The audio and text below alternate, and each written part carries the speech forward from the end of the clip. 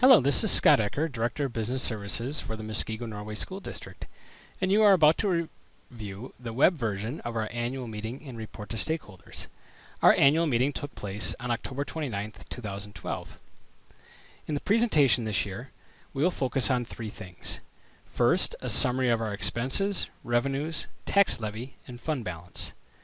Second, I hope to provide a new perspective on our budget decision-making process.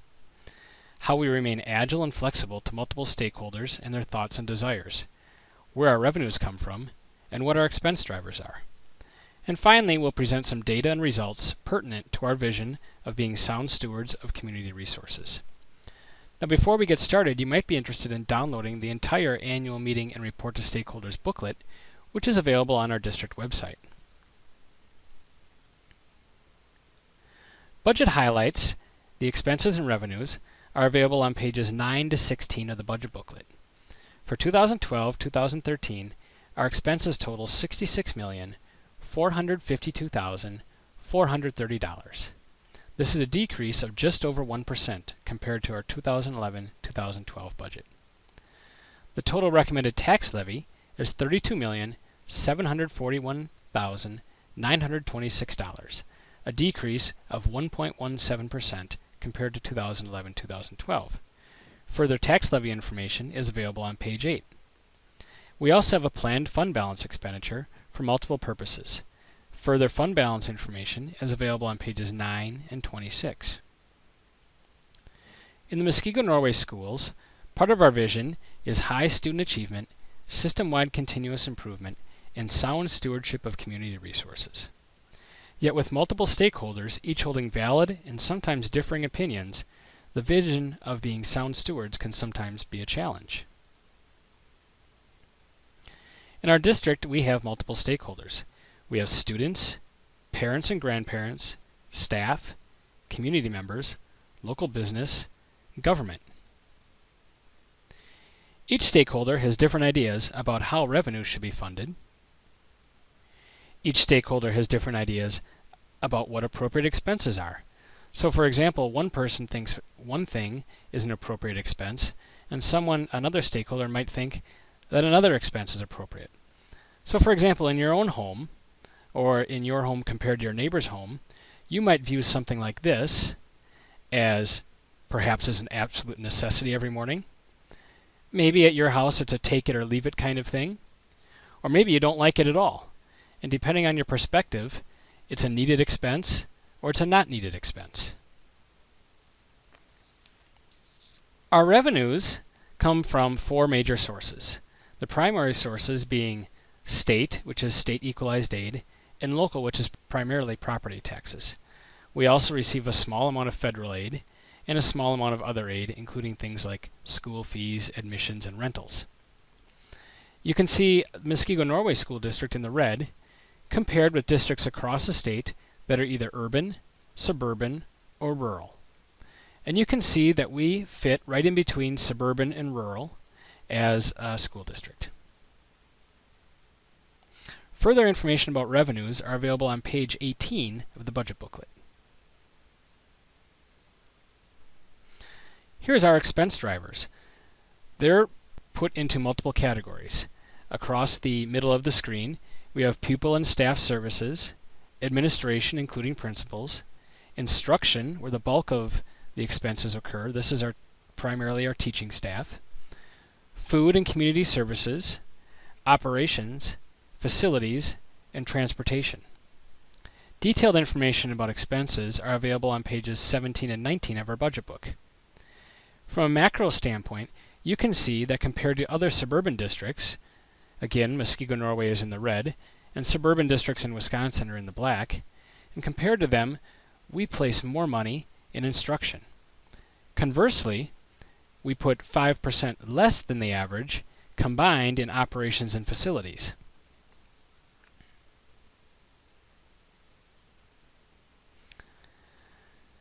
Here's some of the results to our stakeholders of our recent budgeting.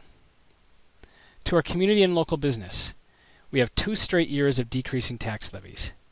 We have the lowest 5-year average tax levy increase since the mid-1990s when the current state funding formula was implemented. The average homeowner is paying less net school tax now than they were in 2004. The total operating expenditures have decreased each of the last 2 years. In this time, we have changed health insurance, reduced state pension payments, and made staffing adjustments where appropriate. Parents are another stakeholder. In response to our parents, the district has maintained the fund balance at a level that allows for budget flexibility, most notably used for facility rehabilitation projects. The district has applied for and received more than $800,000 in new non-local revenue during the 2011-2012 school year. School fees have not increased since 2008-2009. Opportunities and rigor for students have expanded with the addition of 4K, blended summer courses, Project I, and additional AP courses. And 95% of parents agree that our annual investment in technology is put to good use. This is compared to the national benchmark of 75%. Our students are another primary stakeholder. Over 85% of surveyed high schoolers feel there is a wide variety of sports, and 71% participate in these programs that we invest $850,000 in annually. We have a near region-leading graduation rate. We know that graduates will earn 28% more annually than non-graduates. 92% of graduating students have a post-secondary education plan. According to the U.S. Department of Commerce, these students can expect to earn more than double that of their non-graduating peers in their lifetime. Our classes are taught by 100% highly qualified staff, using programs and technology designed to meet every child at their learning level. And 96% of our students say their teacher prepares them for the next grade level, and 89% say they are challenged. The national average is just 62%. We also have a great staff. Most students report that they feel cared about at school, and that if they have a problem, they know how to get help. Our staff continue to be our most valuable resource, making up nearly 72% of the budget. In our most recent staff survey, 96% of staff reported a connection to the district's strategic plan, and 99% say they are committed to our district's success. Compared to our peers, we make a larger investment in professional development in order to help our teachers gain further expertise in their practice. 89% of surveyed staff report that over the last 12 months, they have had an opportunity to learn and grow. The average pay for staff in our district remains regionally competitive. Data suggests staff are highly satisfied with our new health insurance carrier. Out of 9,911 claims, there were only 7 appeals, and 97% of surveyed staff members reported satisfaction with customer service. Well, what about our results in response to sound stewardship of community resources? There's multiple measures that we could use to analyze how we are doing as sound fiscal stewards. The first is fund balance.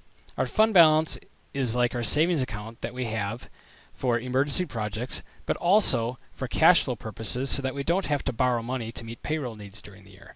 Our fund balance is at its highest level ever as of July 1st, 2012. Bond rating is another way that districts measure sound stewardship. We have a AA2 rating. Only 9% of school districts statewide have a rating this high. Others might measure fiscal stewardship by how money is spent. In our district, we funnel more money towards instruction than the suburban average, 5% greater than the suburban average. Others might inquire about our management of debt. In our district, in recent years, we have made debt payoffs and refinancing to save $1.1 million in interest savings since 2010. Someone else might ask, how are we maintaining our facilities, as that is our greatest physical asset? This year, the board approved $1.7 million for facility rehabilitation projects. And finally, some stakeholders might wonder about taxes. We have the lowest 5-year average tax increase since the mid-1990s.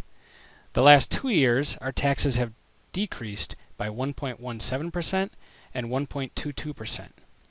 And the tax on the average home is $213 less than it was in 2004.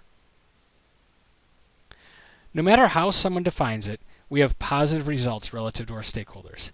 This is not by accident, but by deliberate actions taken the last few years, including providing property tax relief with fund balance, reducing our expenses to balance the budget, comply with Act 10, and save on health insurance, refinancing and paying off debt early to save on interest, adding 4K for our earliest learners with the collateral benefit of increasing aid and lowering taxes, and investing in facilities in a responsible way. We would submit that we are being sound fiscal stewards of our community resources across every metric. Thank you for viewing the 2012-2013 annual meeting presentation. Again, if you wish to find further information, you can do that on our district website in the Business Services page. That's where the annual meeting and report to stakeholder booklet is presented, as well as contact information for myself and others in the district business office. Thank you.